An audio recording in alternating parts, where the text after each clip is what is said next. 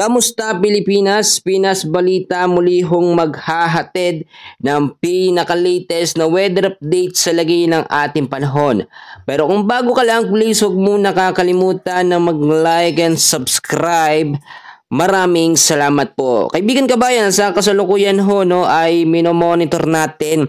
Ito nga pong si Bagyong Waning or Tropical Depression Waning sa loob ng ating Philippine Area of Responsibility. Yang sirkulasyon ng hangin na yan, bagyo yan mga kaibigan.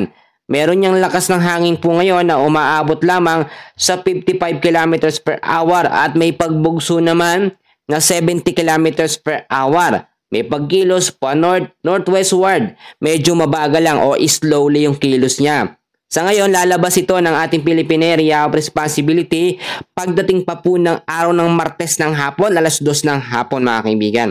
Bukod dyan, may panibagong sama ng panahon tayo na minomonitor or low pressure area dito nga po sa may bandang silangan ng ating bansa. Ipapakita kong mabuti sa inyo. Nandito yun mga kaibigan sa Pacific Ocean sa labas ng PAR. Ito yun mga kaibigan, masyado pa siyang malayo sa ngayon. May lakas ng hangin na 35 km per hour pero may posibilidad na pumasok po sa loob ng ating Philippine Area of Responsibility sa araw po ng Miyerkules or ng Huwebes.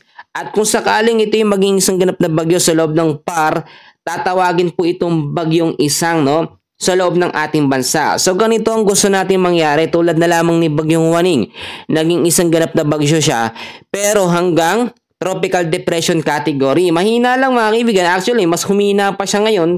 Tignan nyo mabuti hangin niya, which is good news. Martes mga kaibigan ng hapon, lalabas na ito ng PAR. Sa ngayon, wala itong direktang epekto sa anong bahagi ng ating bansa. Actually, hindi niya nga mapalakas yung habagat. Ang habagat, nakita nyo naman, humina na yung sirkulasyon ng hangin. Do merong sama ng panahon dito, ito naging bagyo na kagabi. Ngayon ay naging isang ganap na ramang na low pressure area.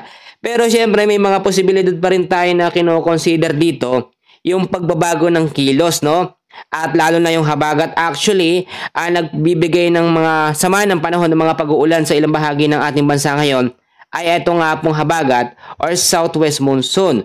So asahan pa rin natin mga kaibigan dahil sa habagat ay posible pa rin ng cloudy skies sa area po ng Ilocos Region, Zambales at saka sa area ng Bataan.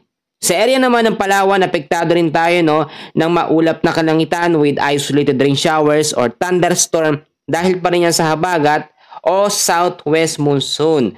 Ang ilang bahagi naman ng ating bansa na hindi ko nabanggit tulad na lamang sa ilang bahagi ng Visayas, kasama ang Mindanao, ay may mga tsansa naman ng mga localized thunderstorm, Lalo na, and usually tuwing hapon yan hanggang sa gabi. So maging handa tayo sa mga posibilidad na pwedeng mangyari o magbago, Alam nyo, medyo naging maganda yung panahon ngayong araw po mga kaibigan ng Lunes. Ipagpasalamat natin yan sa Diyos.